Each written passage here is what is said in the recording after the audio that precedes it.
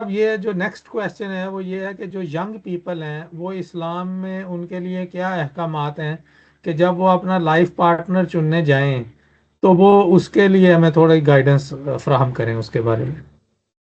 देखें, नबी सल्लल्लाहु अलैहि वसल्लम का बड़ा क्लियर फरमान है कि जो मेल है ना, वो चार रीजंस की वजह से फीमेल से शादी करता है। ठीक है।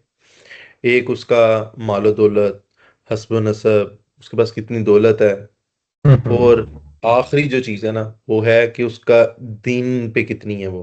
ठीक है। हम्म। और क्लियर कट नबी सल्लल्लाहु अलैहि वसल्लम ने बनाया कि जो दीन को प्रायोरिटी दो। ठीक है। हम्म। दीन नेचर ये सारी चीजें, ये वो वाही चीजें हैं जो with the passage of time बेहतरी होती हैं, खराब नहीं होती जनरली देखा जाए तो। वरना खूबसूरती और ये सारा कुछ जो सा ना, इसका डाउनफॉल बड़ा अब्रप्टली आ जाता है। और एज लॉन्ग एज आपके पास अच्छा लाइफ पार्टनर हो, आप बड़ा अच्छा जिंदगी गुजार सकते हैं। ठीक है। और अगर लाइफ पार्टनर अच्छा है तो आप एक दूसरे को ऑगमेंट करते हैं फॉर अ बेटर फ्यूचर। ठीक है। इवन आप नबी सल्लल्लाहु अलैहि वसल्लम की जात देखें तो नबी सल्लल्लाहु अलैहि वसल्लम की जो पीक एज थी, उसमें हजरत खदीजा रज़ी अल्लाह का बड़ा रोल रहा है।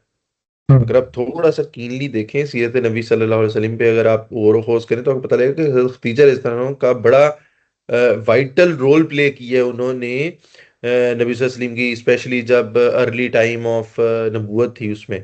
ठीक है। फाइनेंशियल सपोर्ट किया, और उन्होंने विजन के साथ अपना सपोर्ट किया, एवरीथिंग जो जो उन्होंने किया। तो लाइफ पार्टनर जो है, आपको मेरी नज़र में, इनफैक्ट नबी सल्लल्लाहु अलैहि वसल्लम की और रिलीजन की नज़र में, आपको रिलीजन को प्रायोरिटी देना चाहिए। जो दीन हम्म। के ऊपर ज्यादा है उसको।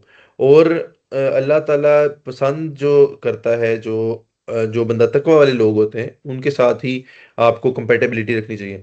लेकिन एक और चीज अल्लाह ताला ने जो अल्लाह के नबी सल्लल्लाहु अलैहि वसल्लम ने फरमाया वो है कि अपनी कुफ में शादी करो। ठीक है।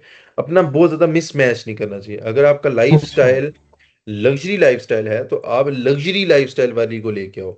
ये ना हो कि आप लग्जरी लाइफस्टाइल वाले हो और वो बहुत आप जिधर जा रहे हो बहुत गरीब घराने में हो। तो वैसे प्यार इश्क में तो आप कहानियां तो करा लेते हो, लेकिन eventually when you actually have to spend the time over, compatibility.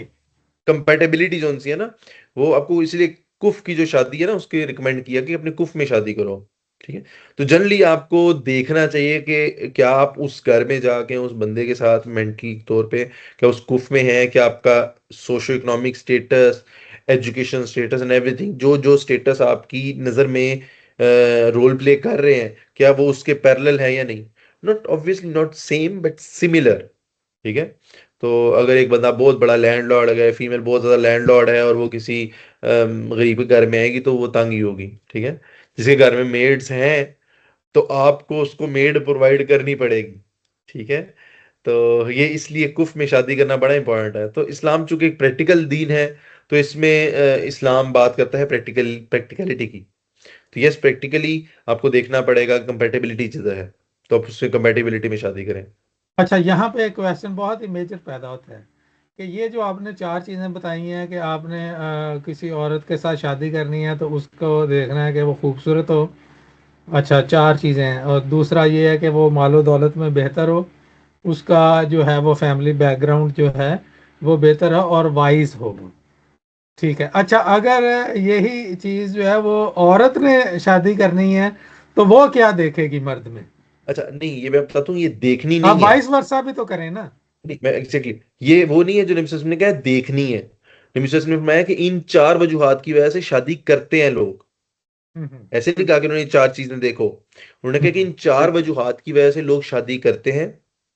और उसके बाद कहते नबी सल्लल्लाहु अलैहि वसल्लम ने फरमाया कि जो आखिरी चीज मैंने बताई है रिलीजन, इसके हम्म। ऊपर आपका फोकस होना चाहिए। ठीक है। एंड वो यस, प्रेफरेंस है। एज वो प्रेफरेंस, वो आपको प्रेफरेंस उसको देनी चाहिए। और मेरा ख्याल है कि जब आप किसी मेल के अंदर देखें तो मेल में भी तकवा देखें। ठीक है। हम्म। और मैंने एक चीज का अंदाजा लगाया है कि अगर कोई शख्स खुदा से नहीं डरता ना, तो हम्म। उसे कोई चीज से नहीं वो डरता। ठीक है। जो शख्स अल्लाह का नहीं हो सका ना, वो आपका भी कभी नहीं हो सकेगा। हम्म। एक औरत जो मर्जी कर ले ना, जो कुछ एक इंसान को अल्लाह ने दिया होता ना, वो उसका अशर शीर भी नहीं कर सकती, जितनी मर्जी उसकी उसको खुश करने वाली हो, जितना मर्जी उसे लव करने वाली हो। ठीक है। हम्म। जितना अल्लाह ताला लव करता है, जितना अल्लाह ताला इंसान को, जो कुछ अल्लाह ताला ने इंसान को दिया हुआ है, उसके शेर शीर भी नहीं कर सकती, बिल्कुल माइन्यूट सा भी काम नहीं कर सकती।